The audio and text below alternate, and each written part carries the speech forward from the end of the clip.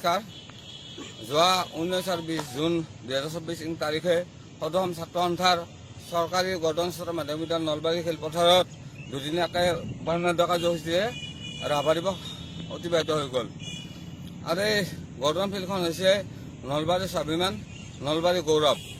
এই ফিল্ডখনত বিভিন্ন স্তৰৰ মানুহে ইয়াতে খেলা ধূলা কৰে, ছাত্ৰ ছাত্ৰীসকলে আহি বিভিন্ন প্ৰতিযোগিতাত অংশগ্ৰহণ কৰে। আনহাতে ইয়াৰে চৌপাশে মানুহবিলাকে খোজকাঢ়িব আহে আবেলি আৰু পুৱাৰ ভাগত। গতিকে ৰাভা দিৱস যোৱাৰ পিছত দুটা দিনত প্ৰায় 20,000তকৈ অধিক লোক ইয়াত উপস্থিত হৈছে আৰু তেওঁলোকে আহি কিছু পৰিমাণত ইয়াতে কিছু জাবৰ জোঁথৰ জমা হৈছিলে। আমি আজি নলবাৰী জিলা ছাত্ৰ সন্থাৰ উদ্যোগত আমি ইয়াতে অকণমান চাফ চিকুণ কৰিবলৈ মন কৰিছিলোঁ আৰু ৰাতিপুৱাৰ ভাগৰ পৰা আহি ইয়াতে চাফ চিকুণ কৰিছোঁ। আজিয়ে শেষ নহ'ব কামটো, আজি মাত্ৰ আৰম্ভণি কৰিছোঁ। যিহেতু চাফ চিকুণটো হৈছে, য'ত চাফ চিকুণ হৈ থাকে তাত ভগৱান থাকে।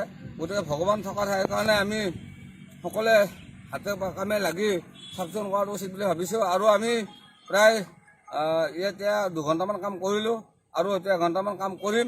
কৰি পেলাই যিখিনি পাৰোঁ আজি অন্তত সেইখিনি চাফ চিকুণ কৰিম।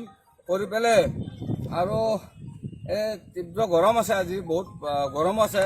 এই গৰমৰ ফলত কিছু ভাগৰ লাগিছে আৰু ভাগৰ লাগিলে যিহেতু আমাক এইখন ফিল্ড দিছিল গৰ্ডন উচ্চতৰ মাধ্যমিক বিদ্যালয়, এই গৰ্ডন উচ্চতৰ মাধ্যমিক বিদ্যালয়ৰ অধ্যক্ষক আমি ধন্যবাদ জ্ঞাপন কৰিছোঁ আৰু আগন্তুক দিনতো তেওঁলোকৰ পৰা সহযোগিতা পাম বুলি আশা ৰাখিছোঁ।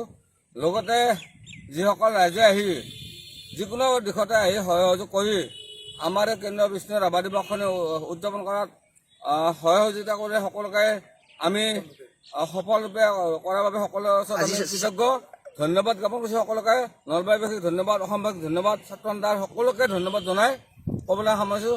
ধন্যবাদ। আজি চাফ চিকুণত কোন কোন উপস্থিত আছে আপোনালোকৰ? এতিয়া বৰ্তমান আমি আহ্বান কৰিছোঁ কেইবাজনকো, হয়তো তেওঁলোকৰ কিবা অসুবিধাৰ কাৰণে আহি পোৱা নাই। বৰ্তমান কেতিয়াৰ পৰা চাফ চিকুণ কৰিছে? আমি পুৱা 8:30টাতে আহিছোঁ, কিন্তু আমি 8টা বাজি যোৱাৰ পিছত আৰম্ভ কৰিছোঁ।